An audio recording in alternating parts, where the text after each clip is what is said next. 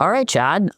Big Friday actually for us here in Indianapolis. I think for those of our listeners that aren't familiar, there's a big event, the Indy 500, that comes every May to Indiana, and it's actually, fun fact, the largest single day sporting event in the world. Yep. Yeah, it's a big deal. I've actually never been. Not yet. Yeah, not yet. I'm an Indiana transplant, but Chad, born and raised, right? Yeah. Here in Indiana. Hour north. Yeah. Yeah, an hour north. And so Friday is known as, I've heard you and other people in our office call it Carb Day. Is that, what is that, are we talking about like what we're eating? No, carbs like you eat, Jared.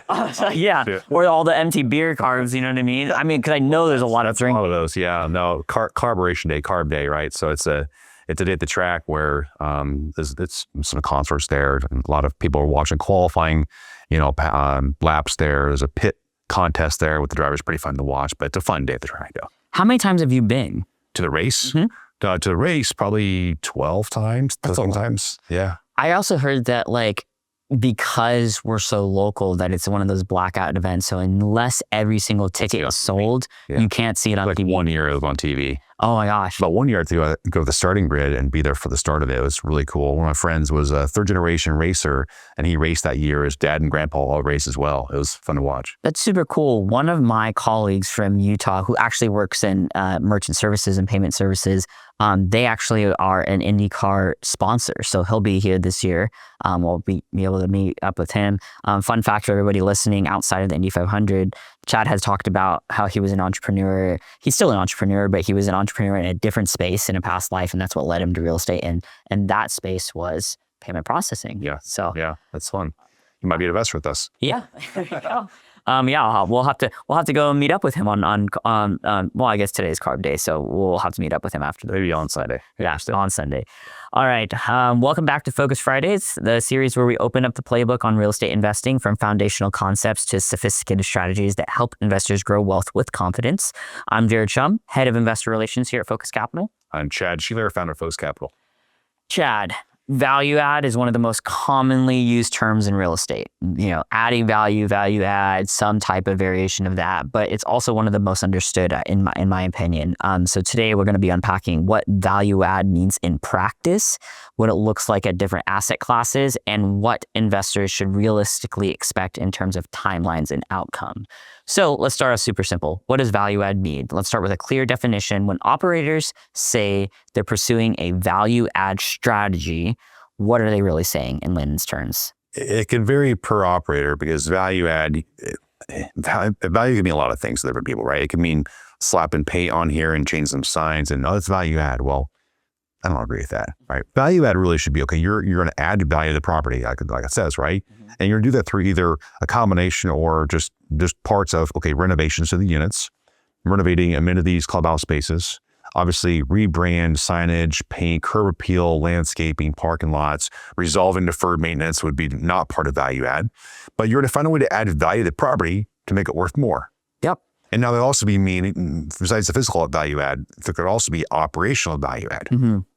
Yeah, operational and physical value add. I think that value add strategies targets properties that are underperforming relative to their potential. So it's not, like you said, It's not just adding value, air quotes for people that are listening, by slapping paint on. Like it's not just the lack of potential from the market conditions. It's because of operational or physical deficiencies that can be corrected. The operator's thesis is that, making targeted improvements, whether to the physical asset, like you said, to the management structure or the income profile overall, is a way that you can increase the property's net operating income and therefore its value.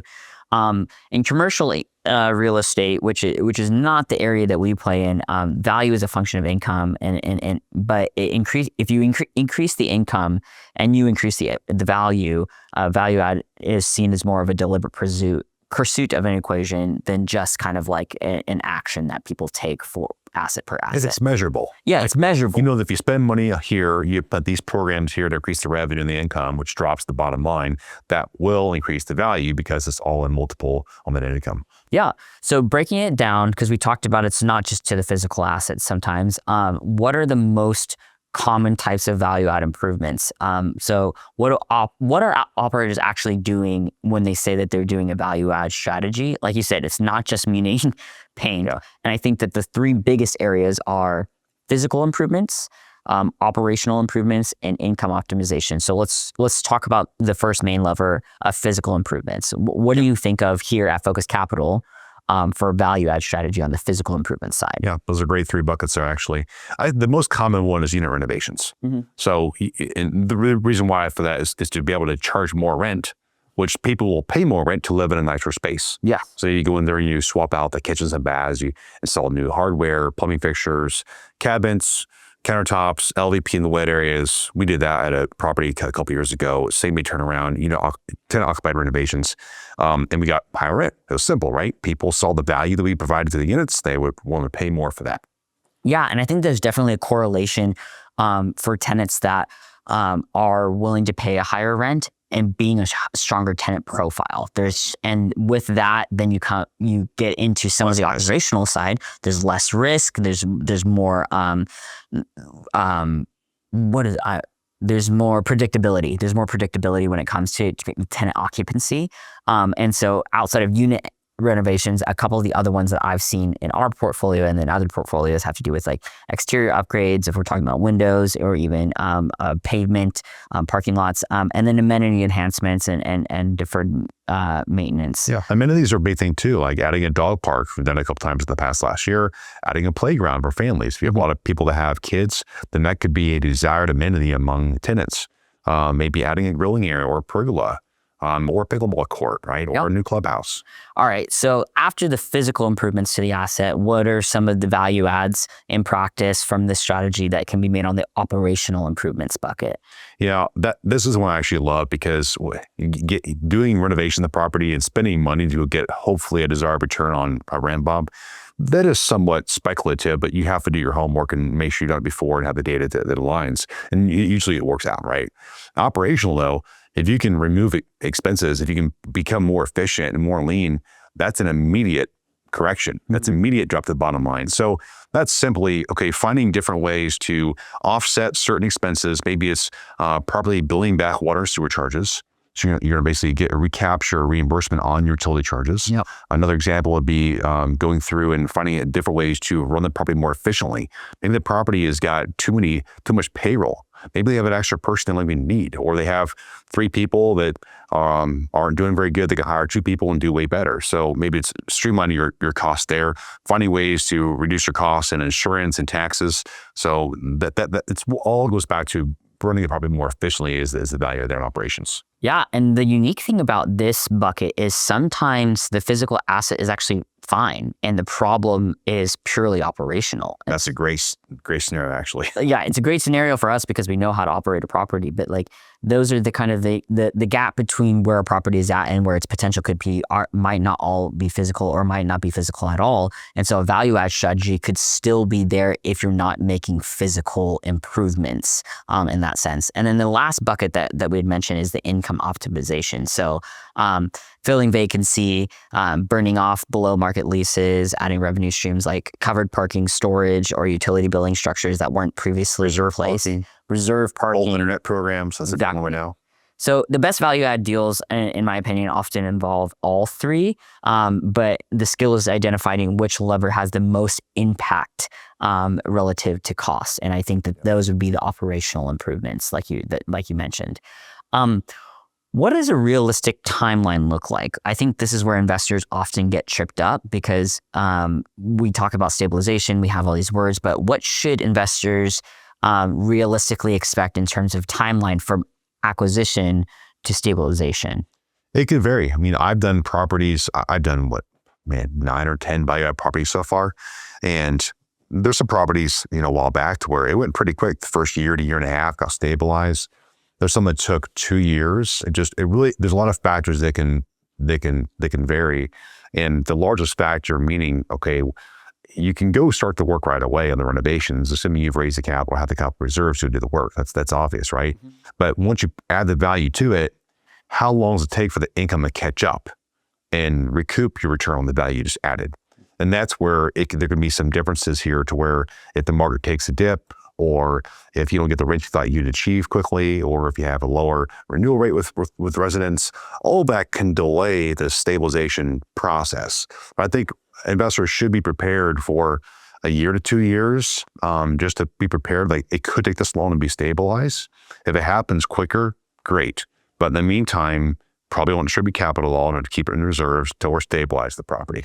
Yeah, kind of double tapping into what you just said there. Outside of like timeline from a month's perspective, timeline matters for investors for 2 reasons. One, it determines when cash flow ramps up, and it drives exit timing. So investors should understand upfront where a deal sits on that spectrum and whether the projected timeline is realistic given the scope of work.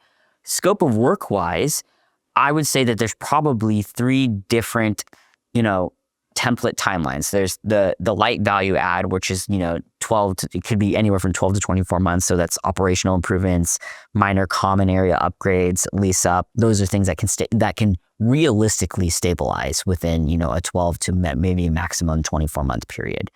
Some of the other things that people might be more used to seeing, especially on YouTube and all these viral Instagram videos, are the moderate value adds, where you have unit renovations on occupied properties that has to be done in phases. So management transitions, exterior work, that's going to be closer you'd probably say typically between 24 to 36 months for full completion. And then you have those. I would hope not, but if you plan for that and don't expect anything sooner, then you'll be surprised. Yeah.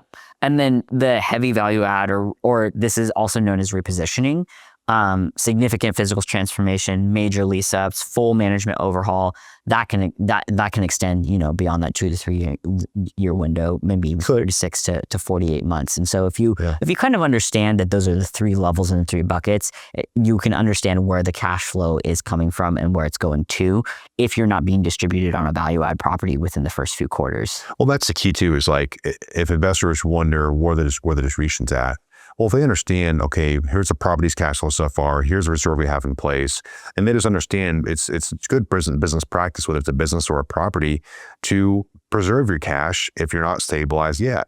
Yeah. Rather than distribute all out and then have to do a capital call down the road, it's better to just be prudent with your finances here and run the business as an operation and be well capitalized. Yeah. So that goes into kind of how does renovation scope affect cash flow in the early years. And I think that what matters most to investors is trajectory. So is occupancy trending in the right direction? Yes. Okay. Are renovated units achieving the projected rent premiums? Yes. Are expenses tracking to the business plan? Yes. Those are all metrics that matter during execution, not the actual distribution check in month 6. Like, I don't want to ever distribute to the investors in Q2 because, a sample investment return shows that we could give it to them in Q2, but then have to stop distributions, have to dig into our reserves. This goes to the return on capital versus return of capital episode.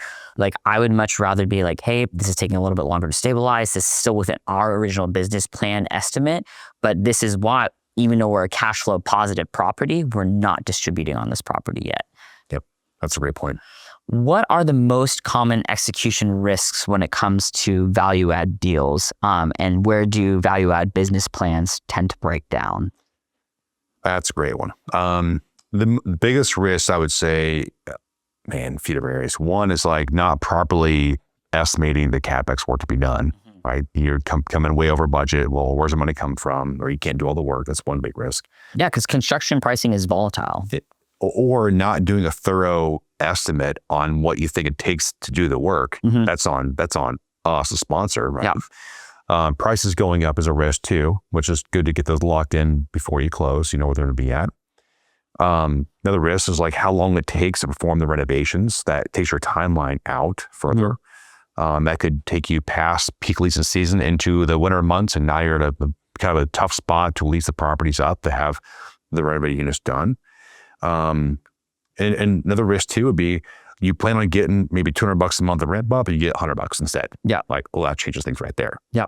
So proper experience doing these value business plans, having data to go off of historically, and also doing your good research in the market and the property itself to really be comfortable with what your plans are going forward, not just from a rent bump perspective, but also from the cost and the timeline.